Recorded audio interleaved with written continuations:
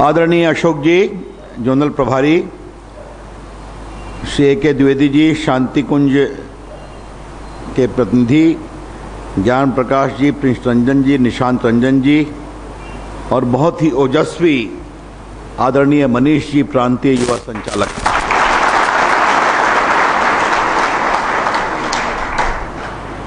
मित्रों, सबसे पहले तो मैं आपसे क्षमा मांगना चाहता हूं। किस लिए? मैं पटना का हूं, यहीं पैदा हुआ, यहीं बढ़ा, पटना से काफ़ी जुड़ा रहता हूं। गायत्री परिवार की परंपरा, गुरुदेव का आशीष, गायत्री मंत्र का सिंहनाद, ये मेरे जीवन का अंग है। लेकिन मनीष जी इतना बड़ा काम कर रहे हैं, आज मैंने पहली बार उसको देखा है। इसलिए मनीष जी, मैं आपका, आपके साथ गायत्री परिवार का और आप सबों का बहुत अभिनंदन करता हूं।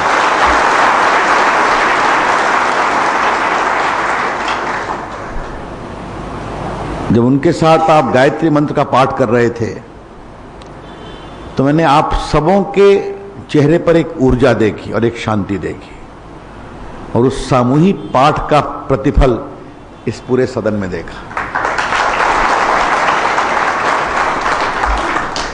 भारतीय संस्कृति, भारतीय संस्कार से देश की तरुणाई को जोड़ना क्यों जरूरी है? पीछे में विवेकानंद है। मैं मां का भक्त हूं। जब भी कलकत्ता जाता हूं तो दक्षिणेश्वर मंदिर जाता हूं। दक्षिणेश्वर मंदिर वही है जहां प्रभु रामकृष्ण परमहंस मां काली की पूजा किया करते थे। और मैं उस कमरे में भी जाता हूं जहां पहली बार रामकृष्ण परमहंस ने नरेंद्र को पहचाना था, जो भविष्य का विवेकानंद बने।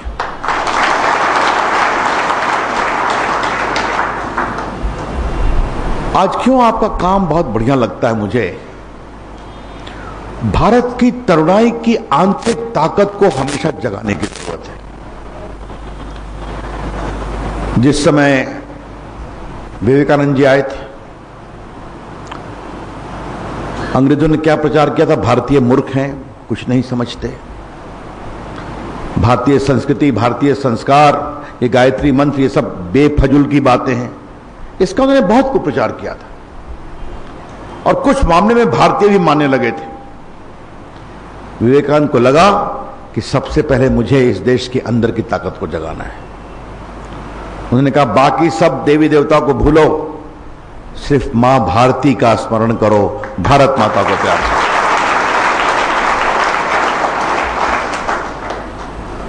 पूज्य श्री राम शर्मा जी ने क्या अलग जगाई गायत्री आंदोलन के माध्यम से? ये गायत्री मंत्र जो ऊर्जा का मंत्र है, ये गायत्री मंत्र जो भारत की जीवनदायिनी शक्ति का परिचायक है, इसका सतत प्रवाह देश में फैलना चाहिए। और ये प्रवाह समाज के विभिन्न वर्गों में, और ये प्रवाह देश की तरुणाई में भी आना चाहिए। मेरे साथियों, नौजवान साथियों, क्या है भारत? क्या भारत सिर्फ एक मिट्टी का टुकड़ा है? क्या भारत एक भूगोल है? भारत एक संस्कार है, भारत एक संस्कृति है। जब शंकराचार्य चले थे, उन्होंने चारों तरफ जो स्थापित किए, सुदूर उत्तर में जोशी मठ, सुदूर दक्षिण में श्रृंगेरी मठ, सुदूर पूरब में पुरी और सुदूर पश्चिम में द्वारकाधीश। इसको अगर आप धागे से बांध दो तो यही तो भारत है ना, यही तो भारत है। ये भारत के संस्कार में ऐसी कौन सी परंपरा निकली कि सुदूर दक्षिण में पैदा होने वाला नारियल मां वैष्णो देवी सुदूर उत्तर में चढ़ाया जाता है? यह भारत की संस्कृति, भारत के संस्कार। अलग भाषा, अलग वेश, फिर भी अपना एक देश, यह है भारत की संस्कृति।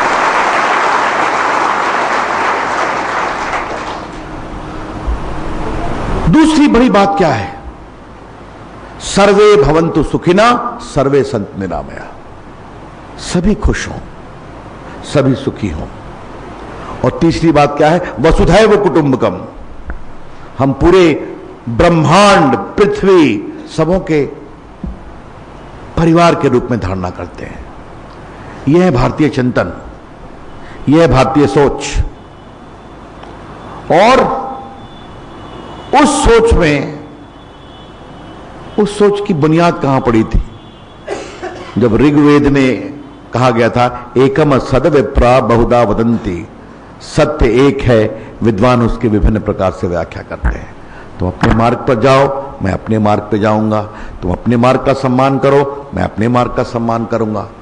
क्योंकि अंत में तुम्हारा मार्ग और मेरा मार्ग उसी स्थान पर मिलता है जहां है परम सत्य, स्थायी। ये मैं गायत्री परिवार के उस सबसे बड़े योगदान का अभिनंदन करना चाहूंगा, जिन्होंने भारत को गायत्री मंत्र के माध्यम से उस परम सत्य की ओर ले जाने की प्रेरणा दी है, जो स्थायी है, चिरंतन।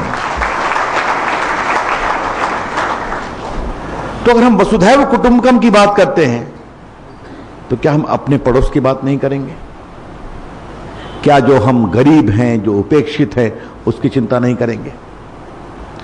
इसमें भी भारत की परंपरा क्या है? क्या कहा था कबीरदास ने? साईं इतना दीजिए जामे कुटुंब समाए, मैं भी भूखा ना रहूं, साधु न भूखा जाए। हे प्रभु, मुझे सिर्फ इतना दो कि 2 रोटी मैं खा लूं, और कोई भूखा आए तो मैं उसकी भी सेवा कर सकूं। यही कहा था महात्मा गांधी ने, there is enough in this world for everyone's need, but there is not enough in this world for everyone's greed. सबों की जरूरत के लिए बहुत कुछ है, लेकिन लोगों की लालच के लिए कुछ नहीं है। इसलिए ये जो संस्कार हैं भारतीय चिंतन के, सनातन परंपरा के, उसको बार बार जीवंत करने की आवश्यकता है। मैं मनीष जी आपका और आपके उस पूरे आंदोलन का अभिनंदन करना चाहूंगा कि इन बच्चों की समष्टि में मैंने सनातन परंपरा के मूल तत्वों को देख लिया है, और आपने इनको क्या सिखाया है? पढ़ो, लेकिन संस्कार से दूर मत भागो। खूब चमको, लेकिन अपने पड़ोसी की चिंता करो। और अगर भगवान ने तुम्हें बहुत कुछ दिया है तो इसका मतलब यह नहीं है कि सब कुछ तुम्हें ही भोगना है। अपने दूसरे को भी अपने साथ लेके चलो। ये जो बड़ी सोच है, ये भारत की मौलिक सोच है। और मेरे नौजवान साथियों, इसी से एक और सवाल निकलता है, भारत की चिट्ठी क्या है? भारत को कहां जाना है? क्या भारत को सिर्फ एक बहुत बड़ी आर्थिक ताकत बनना है? वो तो बनना ही है। आज मैं आपसे आज कोई पॉलिटिकल बात नहीं करूंगा, करने के लिए आया भी नहीं हूं, आपसे मिलने के लिए आया हूं। लेकिन देखिए, 5 साल में भारत दुनिया की सबसे बड़ी तेज गति से इकोनॉमी बन गया।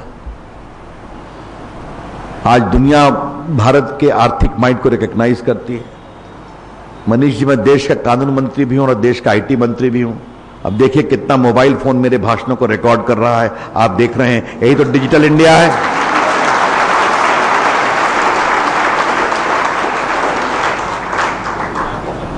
मालूम है मेरे दोस्तों,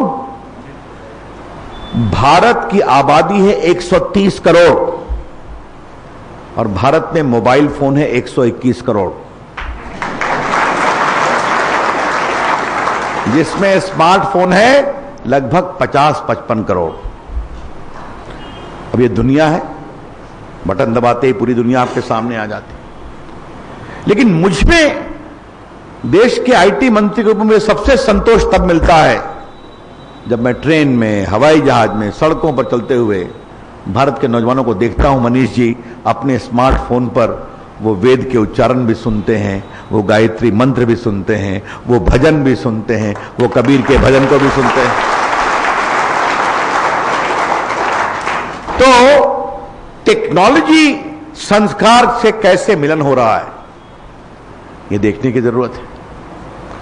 आजकल गूगल अंकल का जमाना है, तो आप मोबाइल पर गूगल पर जाइए, कई भारतीय संस्कृति, भारतीय संस्कार, भारत के आध्यात्मिक परंपरा के मूल बिंदु आपको मिलेंगे। उस पर मैं आपको रोकता नहीं, लेकिन हमेशा गहरे जाइए, गहराई में जाइए। भारतीय संस्कृति, भारतीय परंपरा, भारतीय संस्कार आपको गहराई में ले जाता है, और जब आप गहराई में जानते हैं तो आपकी चित्ती शांत होती है। मैं क्यों ये बातें कह रहा हूं? पटना के इतनी आपाधापी में ऐसा मनीष जी ने क्या किया गायत्री परिवार ने कि 2 घंटा आप रोज समय देते हैं? वो खेल भी सकते हैं अपना, आप सिनेमा भी जा सकते हैं ना, लेकिन इसे कहते हैं प्रेरणा, कि मुझ में जो है क्या मैं दूसरे में डाल सकता हूं, और दूसरे में जो अच्छा है क्या मैं अपने में ले सकता हूं। ये सोच, ये समझदारी बहुत बड़ी चीज है। और भारत की नियति क्या है? आर्थिक ताकत तो बनना है, सामरिक ताकत भी बनना है, कि हम किसी को छेड़ेंगे नहीं, अगर कोई हमें छेड़ेगा तो हम छोड़ेंगे भी नहीं। यही बात साफ साफ रहनी चाहिए।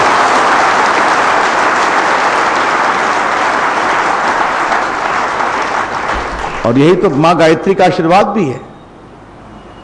अपने अंदर की ताकत का कभी दुरुपयोग मत करो। आपको कहानी याद है ना, एक बार एक संत ने एक बहुत बड़े नाग को कहा कि तुम तंग करते हो, तो कहा प्रभु मैं बहुत लोगों को काट लेता हूं। तो कहा जाओ आज से तुम्हारा विष खत्म, तुम भी संतत्व के मार्ग पर चलो।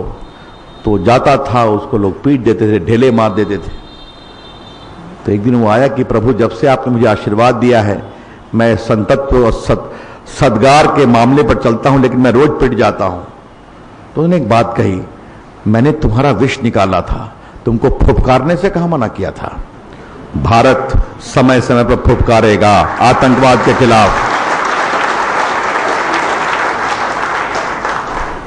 आपने वो कविता सुनी, क्षमा शोभती उस भुजंग को जिसके पास गरल हो। वाह, बहुत सुंदर।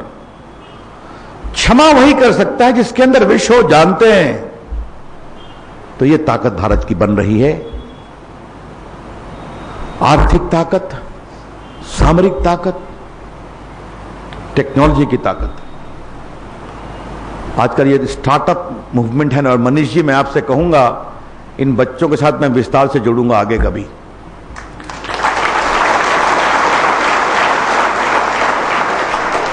आज भारत दुनिया का बहुत बड़ा स्टार्टअप मूवमेंट बन गया है। 2015 में शुरू किया था। India has become the second biggest startup movement in the world. 22-23 साल, 24 साल के जवान। और टॉपर कहते हैं कि हमें अब नौकरी करना नहीं, we don't want to become job seekers, we want to become job givers. देखता हूं 25 साल, 26 साल के बच्चे हजारों करोड़ वेंचर फंड रेज कर लेते हैं। तो हमें दुनिया, भारत को दुनिया की एक बहुत बड़ी टेक्नोलॉजी की ताकत बनाना है। आप देखते हैं ना, मंगलयान पर जा रहे हैं, 100 सैटेलाइट छोड़ रहे हैं, और अगर कोई रोग सैटेलाइट भारत की पृथ्वी के ऊपर घूमता है तो 3 मिनट में उसको गिरा भी सकते हैं। यह भी क्षमता हमने डेवलप किया है। तो आर्थिक ताकत, सामरिक ताकत, वैज्ञानिक और टेक्नोलॉजी की ताकत, लेकिन इन सबों से ऊपर भारत को दुनिया की आध्यात्मिक बड़ी ताकत बनना है। यह है भारत का अभिष्ट, यह है भारत की नियति। देखा आपने, योग थोड़ी कोशिश की और पूरी दुनिया योग के पीछे है। यूएन ने इसको मान लिया। आज गायत्री मंत्र दुनिया में सब जगह लोग प्रेम से याद करते हैं, उसको दोहराते हैं, और सभी कहते हैं गायत्री मंत्र से बहुत ऊर्जा बनती है। आज नवरात्र का समय चल रहा है, कल नया वर्ष शुरू हुआ था। आपको शुभकामनाएं हैं। आप देखते हैं नवरात्र के प्रति क्या एक नया लगाव, अभी बताया मनीष जी ने, बहुत नवरात्र पर है। तो ये सब क्या है? ये भारत की संस्कृति, भारत के संस्कार है। आज से 3 वर्ष पहले जब मोदी जी बने, 4-5 वर्ष पहले, तो मोदी जी अमेरिका गए थे पीएम बनने के बाद, पहली यात्रा थी। तो उस समय अमेरिका के राष्ट्रपति ओबामा थे। तो मोदी जी दोनों नवरात्र करते हैं, चैत की नवरात्र और दुर्गा पूजा वाली। चैत में वो सिर्फ गर्म पानी, ठंडा पानी पीते हैं, फल खाते हैं, और दुर्गा पूजा में वो गर्म पानी, ठंडा पानी पीते हैं। तो अक्टूबर का महीना था, तो उनके सम्मान में भोज दिया था। तो मोदी जी ने कहा मैं सिर्फ गर्म पानी पीने का मेरा समय है, तो गर्म पानी पीऊंगा। तो ये नवरात्र क्या होता है? तो अपनी पहली मीटिंग में मोदी जी ने आधा घंटा नवरात्र के गुण को बताया ओबामा को। यह भारत की परंपरा है। तो उन्होंने पूछा, सैकड़ों लोग करते हैं, करोड़ों लोग करते हैं, क्या करोड़ों लोग करते हैं? और इसके लिए कोई दबाव नहीं होता है। देखो मेरे नौजवान साथियों, एक बात समझो, भारत की परंपरा क्या है। अभी प्रयाग में कुंभ हुआ था, 13 करोड़ लोग आए थे, बिना बुलाए, बिना एसएमएस, बिना व्हाट्सएप, बिना किसी का कोई निमंत्रण दिए, अखबार में विज्ञापन दिए। कैसे मालूम हुआ कि हमें जाना चाहिए, संगम में स्नान करना है, यही समय शुभ है? और पहली बार दुनिया ने जब 13 करोड़ लोगों का आयोजन देखा, साफ स्वच्छ भारत, मैं इसलिए चर्चा कर रहा हूं कि अभी माननीय मनीष जी बता रहे थे कि स्वच्छ भारत से भी आप लोग का बहुत अच्छा लगाव रहता है। तो पहले जो कुंभ के मेला में गंदगी रहा करती थी, आज वहां के अपने स्वच्छता के कर्मचारियों ने इतनी अच्छी सफाई रखी, व्यवस्था थी, शौचालय से लेके पगडंडी से लेके पूजा स्थल तक, कि दुनिया चंपत रह गई। 13 करोड़ लोग आए, एक गंदगी नहीं, ये कौन सा भारत है? तो आपने देखा होगा जब मोदी जी गए तो उन्हें संगम में डुबकी भी लगाई, और टीवी पे देखा होगा सफाई कर्मचारियों के उन्होंने 5 पैर भी साफ किए कि मैं संतों को भी प्रणाम करूंगा और सफाई के इन संतों को भी प्रणाम करूंगा जिन्होंने भारत को इतनी ऊंचाई दी। तो आज मैं आपसे मिलकर बहुत प्रसन्न हुआ हूं। कभी आपसे और विस्तार से बैठूंगा, आज तो आप दूसरे कार्यक्रम में हैं। मुझे भारत की तरुणाई पे बहुत विश्वास है।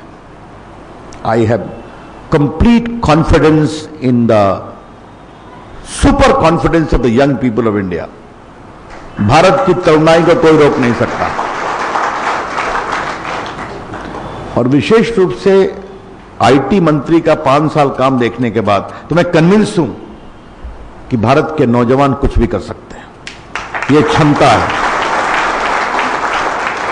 तो आसमान तोड़ने की हिम्मत रखिए, एवरेस्ट पर पहुंचने का जज्बा रखिए, लेकिन एक बात समझिए, ये ऊंचाई पर आप तभी पहुंच जाएंगे जब संस्कार संस्कृति का जनाधार आपके साथ हो।